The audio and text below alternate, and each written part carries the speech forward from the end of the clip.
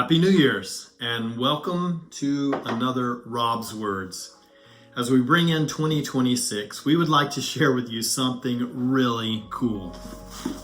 Merriam-Webster just chose their 2025 English Word of the Year, and it is a 4-letter word. That's right, 4-letter word. I've got this video time-stamped, so you can jump right ahead if you want to and see what it is, but I'm going to carry you on a really fun journey here because they listed several other words and explained why those were runner-up words to the 2025 Word of the Year.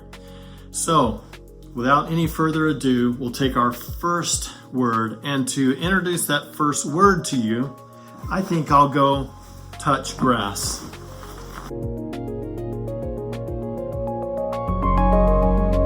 Touch grass. Have you heard that one yet? That's a runner-up word, 2025 Merriam-Webster, and it's the notion of living life out in the natural, living in the real world, as opposed to the online world, internet world, AI world. A very good term. It's actually 2 words, an idiomatic phrase meaning to live life in the real world. And hey, while you're touching grass, please touch that subscribe button. Would love for you to enter this journey with us for 2026. And hey, a big shout out to all you Gen Alphas for this word. Merriam-Webster actually grabbed a hold of the term 6-7.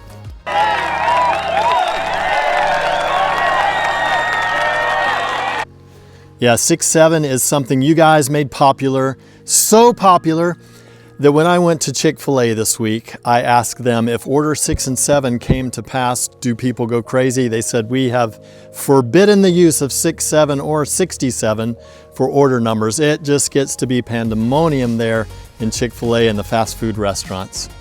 Why 6-7? Kind of random, but it's something the Gen Alphas have chosen. There is a history behind it. It's an interesting history, but more than likely this is just all about fun. So there you have another 2025 term, 6-7. Gerrymander. That's another runner-up for the most popular words of 2025 according to Merriam-Webster. Why would gerrymander be a popular word? That's a very good question. The Democrats and Republicans here in America, 2025, had quite a bit going on with elections, each seeking an advantage. So gerrymander is to divide up a district or region, either politically or for a school district, whatever it may be, for the advantage of the one dividing it up. So it's a good thing we're over the pond here today in America instead of in Europe, because a lot of the words that are coming into the vocabulary happen to be coming out of America, such as the word tariff. So President Trump, who is the current president of the United States, popularized that word worldwide in 2025. A tariff is simply amount of money imposed on an import or export. And it comes from an Italian word that means free of charge, and an Arabic word, TARIFF, which means notification. So once again, there's a runner-up word, tariff, 2025, directly from the political world once again. Ta-da! Performative. That's right, performative. Like you just saw me do there, it's doing something that really doesn't have substance. It's showing off or showcasing rather than having a substantive essence to what was done. So that term is used interchangeably with theater, acting, showing off. Common sense prevails now. Let's bring this back to reality. Become a very popular word in politics, activism, Hollywood, social media, when people want to pejoratively say that was just done for show and there's no real meaning to it. And how about the word conclave? Have you heard that one? That's another 2025 popular word. It became popularized through the death of Pope Francis in April of 2025. A conclave speaks of the meeting in which the different cardinals will pick the next pope. This has been done since the 13th century. You are not going to believe this word. Check this out.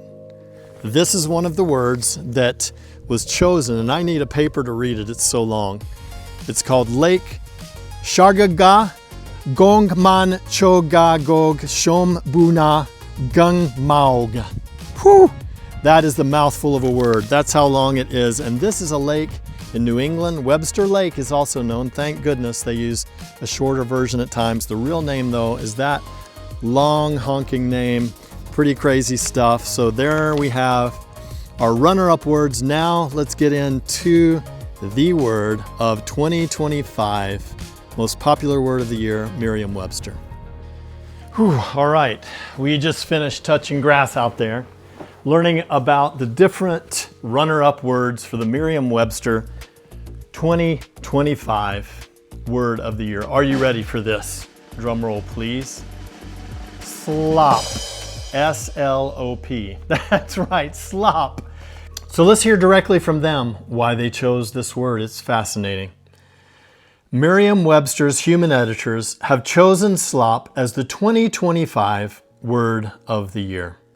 We define slop as digital content of low quality that is produced usually in quantity by means of artificial intelligence. All that stuff dumped onto our screens, captured in just 4 letters. The English language came through again. The flood of slop in 2025 included absurd videos, off-kilter advertising images, cheesy propaganda, fake news that looks pretty real, junky AI-written books, slop reports that waste coworkers' time, and lots of talking cats. People found it annoying, and people ate it up. AI slop is everywhere, warned the Wall Street Journal while admitting it enjoyed some of those cat videos. AI slop has turned social media into an antisocial wasteland, reported CNET. Like slop, sludge, and mud, slop has the wet sound of something you don't want to touch. Slop oozes into everything. The original sense of the word in the 1700s was soft mud. In the 1800s, it came to mean food waste, as in pig slop, and then more generally, rubbish or a product of little or no value. In 2025, amid all the talk about AI threats, slop set a tone that is less fearful and more mocking. The word sends a little message to AI. When it comes to replacing human creativity, sometimes you don't seem too super intelligent. And that is Merriam-Webster on why they chose the word slop. What do you think? Comment below. Do you agree with that? What word would you have chosen?